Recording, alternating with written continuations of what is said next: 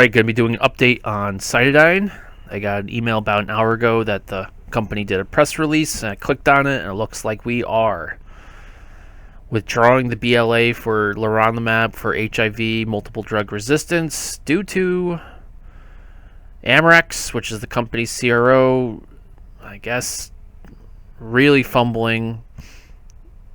Maybe more of a failure to put the BLA together correctly. So I think this is not shocking news. It usually if like the company, well, let's go back a little bit. The company had a refusal to file from the FDA. I guess the FDA looked at it and this is not even close. Figure it out. Company was going to go figure it out, and the CRO and them got into a little bit back and forth, and then the court said the CRO had to give them the data, and then they had a third party take a look at it. And I guess after enough audits that it just seems like they'd have to do, it's just not worth going forward with the BLA submission in this indication. But let's get into the press release.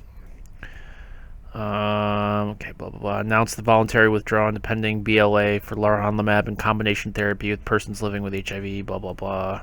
And so this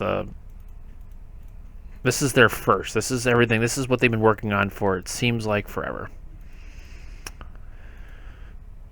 So this was the closest to being approved, which is an issue. But again, this was kind of expected. The decision of the voluntary withdrawal was based upon various factors, including systemic issues related to the quality of data collection and monitoring of the pivotal clinical trials data by clinical research organizations, CRO, contracted to manage the trials, resulting in significant concerns achieving of the FDA saying, we're not going to do the BLA approval. The company is of the opinion that the FDA approval for the HIV-MDR indication is not feasible without significant additional investment to remedy the issues. All right. So it looks like they're going to put that data, assuming it's quality. I don't. Maybe that's not the issue. But they're going to put the data into a peer-reviewed journal, so you can at least see that if leronlimab was worthy of a BLA or of approval. So that'd be good. Company believes that the current data it currently possesses is sufficient to complete and submit its response to the FDA to seek removal of the clinical hold on the HIV program. Great. So that means they can probably move forward with other related HIV indications and programs. The company is also going with their NASH and oncology, moving forward with that. That's great. I didn't think that was going to stop anyways. That's nothing new.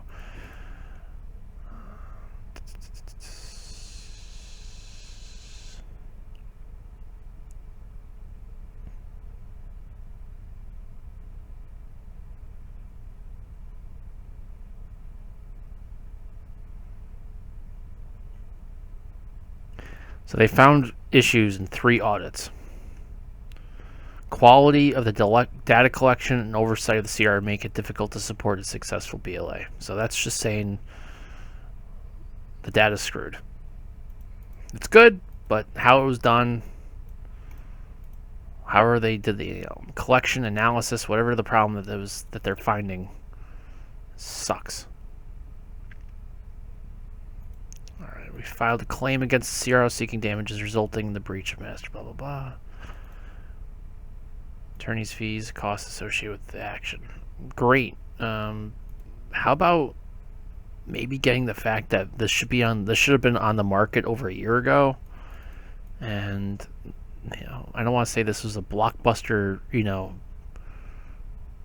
indication at this point because of the other drugs that are on the market, and that's probably factored into their decision to not really move forward because the HIV, I don't want to say it's getting by any means is a full or crowded space at this point, but you got some other great drugs that are out there.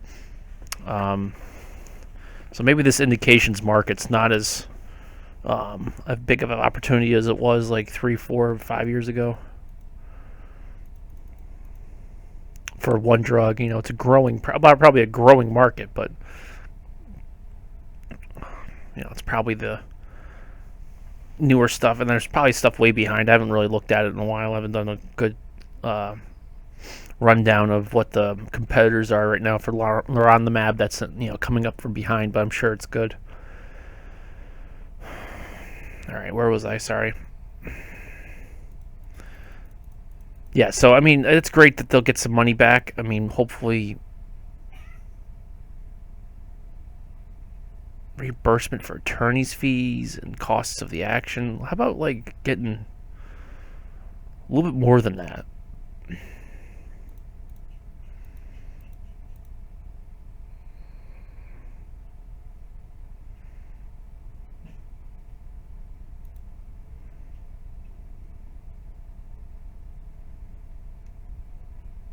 Okay. All right, so we got a webcast on Monday, Halloween, 8:30 Eastern Standard Time, so put that in your calendar. This should be interesting. Definitely a popcorn ready webcast. Maybe not popcorn at 8:30 in the morning, maybe more like some waffles. Pop-Tart. Yeah, more of like a Pop-Tart webcast maybe. Huge cup of coffee. All right, so this is the issue here. This is nice. This gives you a run, background on what happened. So went through the clinical trial, pivotal trial, got that done. Got the refusal to file.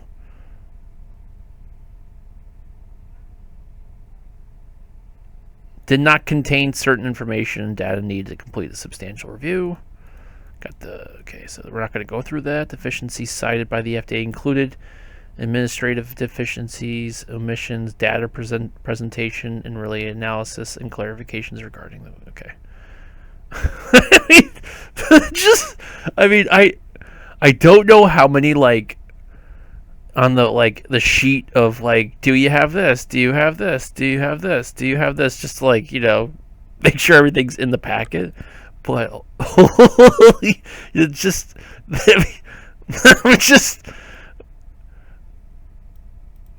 oh man.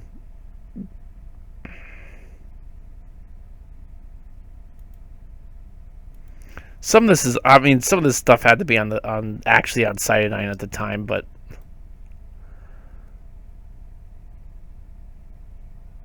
it's just we see this. Oh.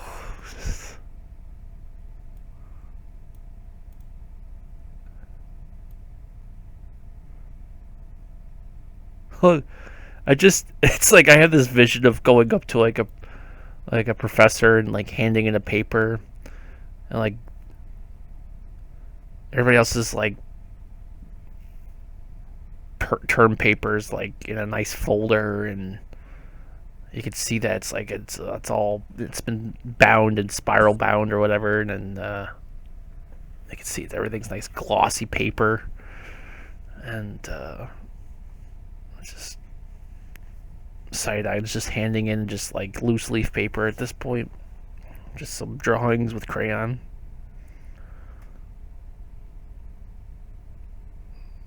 This is good enough? I'm joking, obviously, but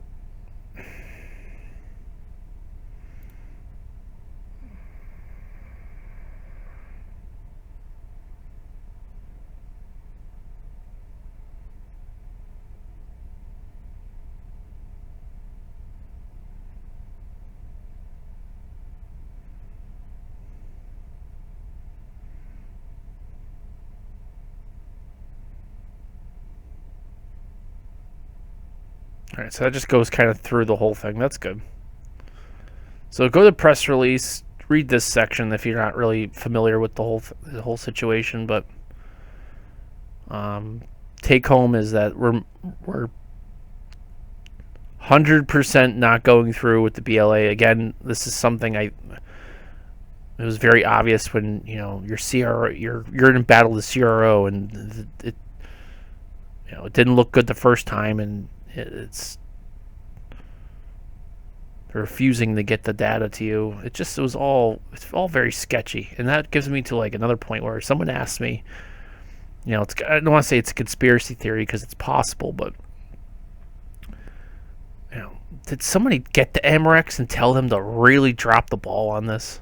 Like, yo, because how do you? I mean, on face value, and I don't, you know, again, I'm not like, I'm not gonna say I know everything about this company, but I think on face value, if this is true, these guys have been around for over 20 years and they have 25 approvals. Like, they must have, they must know what they're doing.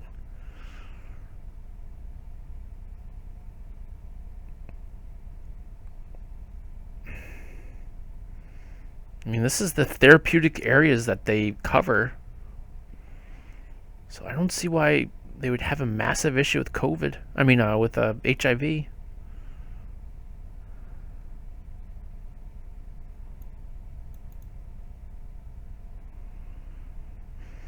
So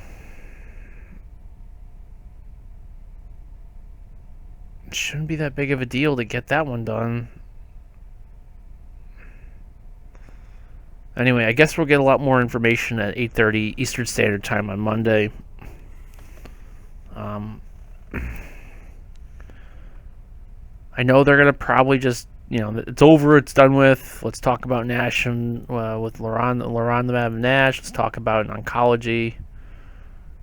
You know, this does a great job because this is what they're gonna want to, you know, point out that there's NASH and oncology and other HIV indications are probably better. We're better off to do that right now. It is possible that they can get this thing through the FDA if they were to get the MDR through all the way the FDA and get it on the. Who knows if that would be even worth the efforts.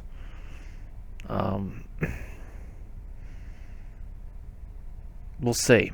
I think another thing we need to talk about, well, they need to talk about, is was there plans for commercialization?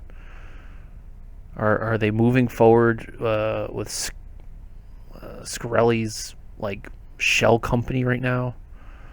Because like the last time I looked, it was like I forget the name of it, but it was like a, you know, I shouldn't say shell company. It's not right to say, but it was like subsidiary with no, like nothing going on there.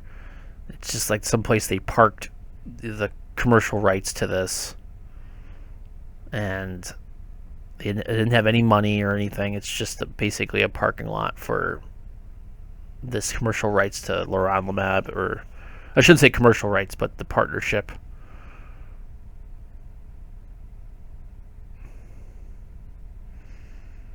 So it'd be interesting to see what they're going to do there. If these guys are really trying to right the ship and start figuring out what they're going to do.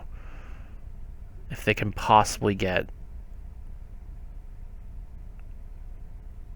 a little better commercial setup going. I mean, Samsung Biologics is a legitimate manufacturer. I mean, that shouldn't be the issue, but it's a lot of the other things, I guess. Why do they think the CRO really fumbled it? That'd be my question. Maybe I'll put that in there.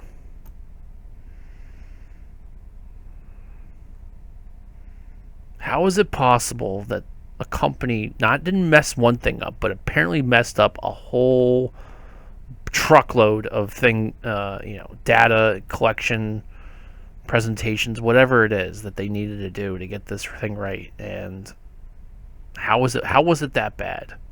Give me your thesis on that. I would like to hear that. Why do you think it's so terrible? Which they obviously can't, because, you know, they can't speculate in the legal. But I wish I could hear that. Anyway, now in terms for how we're handling it, it's coming back into our buy threshold. I noticed, what was that? Yeah, where are we coming in here? So that's where I noticed, yeah, a couple days ago. Coming off this. So I've been waiting to see until something really wants to show up there and break through and see if we can get a break of that downtrend, but it doesn't seem like that's happening anytime soon. And we got that one. Obviously, this angle of attack here, and there's probably another one coming up off the top at some point here. Maybe that's this one here today. Yeah, look at that. That's it. So there's another one. So we got a few things going on here. So technically,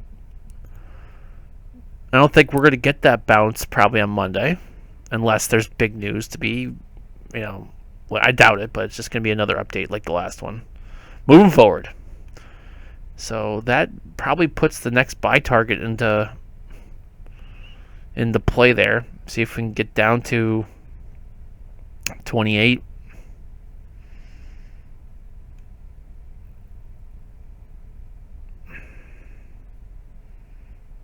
Let's see what we got here.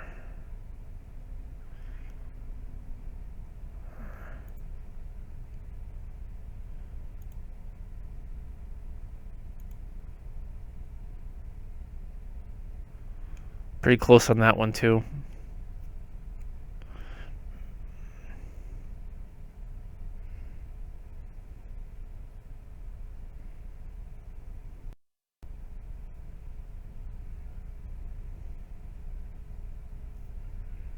Maybe come down to like 34, 35 area. Get a nice bullish divergence with the RSI. The monthly is weakening up again, obviously very slowly, but it is weakening up, so we might have an issue there. I don't think I want to add. I think I'm going to wait for trends on this one. I'm not really looking to rush and just buy on value, because what does that even mean right now with CytoDyn? So I'm going to sit on my hands and probably just sit around and watch and listen to that webcast on Monday, and then maybe come up with a better plan of attack. All right, so till Monday, have a good weekend, guys.